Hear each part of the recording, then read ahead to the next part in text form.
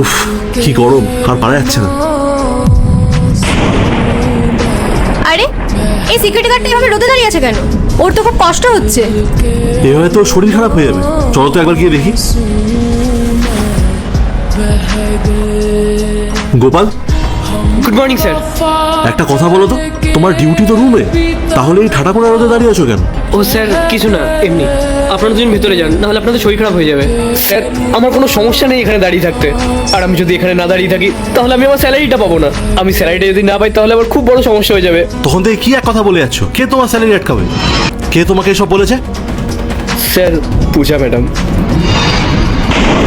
উনি আমাকে বলেছিলেন আমি যদি ওই রোদের মধ্যে দাঁড়িয়ে ডিউটি না করি তাহলে উনি আমাকে আমার স্যালারি দেবেন না, আর আমি যদি আমার স্যালারিটা না পাই তাহলে আমি আমার মায়ের চিকিৎসাটা কী করে করাবো বলুন? এবার পূজার একটা ব্যবস্থা করতে হবে। হ্যালো পূজা, তাড়াতাড়ি একটু অফিসের গেটের সামনে আসো তো। হ্যাঁ স্যার, আপনি আমায় ডেকেছিলেন, বলুন। হ্যাঁ পূজা, কাজ ঠিকঠাক চলছে তো? হ্যাঁ স্যার, সব ঠিকই আছে। বাইরে খুব গরম, তাই না? হ্যাঁ স্যার, বাইরে তো 5 মিনিটও দাঁড়ানো যাচ্ছে না। তাও তো এখানে একটু ঠান্ডা আছে, তাই না? হ্যাঁ স্যার, এখানে রোদ আসে না, তাই জন্য একটু ঠান্ডা আছে। তাহলে এক কাজ করো, তুমি ওই রোদে কি দাঁড়িয়ে পড়ো। এক্সকিউজ মি স্যার, আমি রোদে গিয়ে দাঁড়াবো? আরে কি বলছো কি পূজা, আমি চাই তুমি সারাদিন রোদে কি দাঁড়িয়ে থাকো।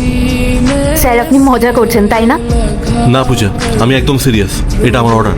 এক্ষুনি যাও, এক্ষুনি গিয়ে রোদে গিয়ে দাঁড়িয়ে পড়ো, না হলে আজই তোমায় জব থেকে বার করে দেবো। মানে স্যার, আমি তো বুঝতে পারছি না আমি এমন কি করেছি যার জন্য আপনি আমার সাথে এরকম করছেন। আচ্ছা, তুমি কিছু বুঝতে পারছো না? তোমার এতটা কষ্ট হচ্ছে রোদে দাঁড়িয়ে থাকতে? তাহলে তুমি এই কোম্পানির সিকিউরিটি গার্ডকে এই রোদের মধ্যে দাঁড়িয়ে থাকতে কেন বললে? না স্যার, আমি তো এরকম কিছুই করিনি। ইনফ্যাক্ট আমি তো ওর সাথে কথাও বলি না। আমার মনে হয় আপনার কোথাও ভুল হচ্ছে। একদম মিথ্যা কথা বলবে না পূজা, আমি সব জানি। তুমি যদি তোমার ভুলটা স্বীকার না করো, এইভাবে মিথ্যে বলতে থাকো, তাহলে রোজ কাজে এসে তুমি এইভাবেই রোদে দাঁড়িয়ে থাকবে।